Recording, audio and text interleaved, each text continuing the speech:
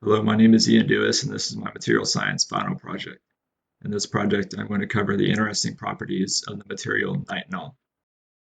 Nitinol is a metal alloy with varying compositions of nickel and titanium. Nitinol exhibits unique superelastic and shape memory properties, which allow it to experience elastic structural changes depending on temperature. On a stress-strain diagram, nitinol's superelastic properties can be visualized. The two bounds, which form an enclosed shape, represent the cyclic nature of nitinol structural states. As the curves flatten, this represents superelastic structural changes in which strain can increase or decrease while the stress remains relatively constant. This means that changes in shape can be very quick and drastic with little effort. Nitinol has two different structural states it can exist in called austenite and martensite. These states with nitinol stability for different structures depend on temperature and mechanical stresses. At lower temperatures, nitinol is stable in its martensite state, which consists of repeating rhombic bonds. The bond directions can vary throughout the overall structure. This allows the material to be stable enough to maintain its bonds without slip, while loads are applied or heat is added.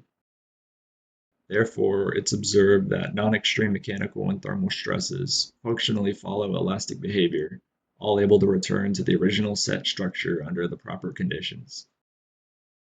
For higher temperatures at around 500 degrees Celsius or 932 degrees Fahrenheit, nitinol is stable in its austenite state. Its molecular structure is body-centered cubic or BCC with repeating 90-degree angle bonds. Unlike martensite, the bonds for austenite are mostly pure, with no differences in the direction of bonds due to its cubic shape for the bonds.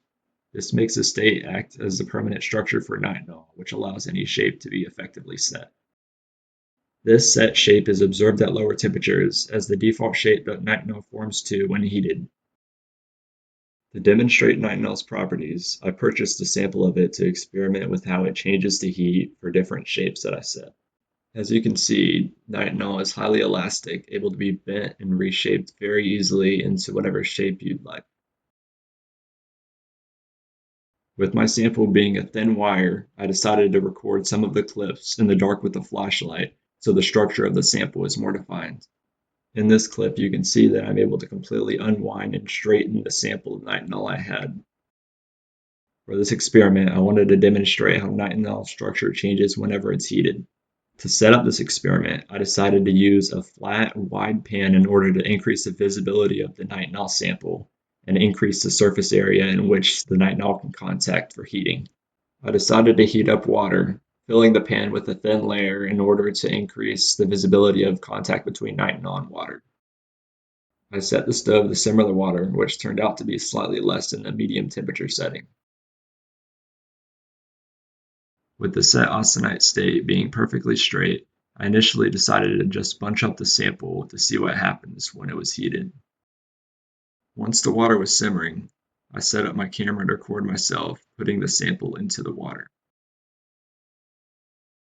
Focusing on the pan, I was surprised how quickly nitinol's shape changed when I put it into the water.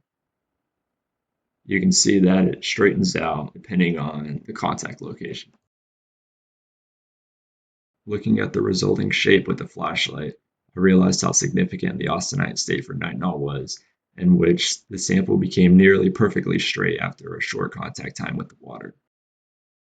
This demonstrates the shape memory effect and shows how stable the austenite state is under higher temperature conditions. To show how quickly nitinol can change shape, I decided to shape the sample into a coil in order to increase the amount the sample has to change in order to become straight again. In this case, I attempted to contact as much of the sample as possible with the water.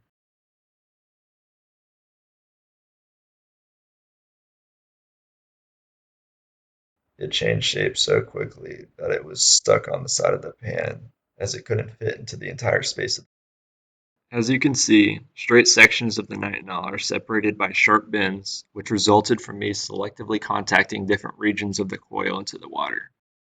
Wrapping up this presentation, I was surprised how easily I was able to demonstrate the properties of nitinol, with it easily changing and forming when even a small external force was applied.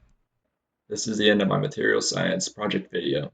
The sources I used include a publishment for medical applications of nitinol and from a machining website. Thank you.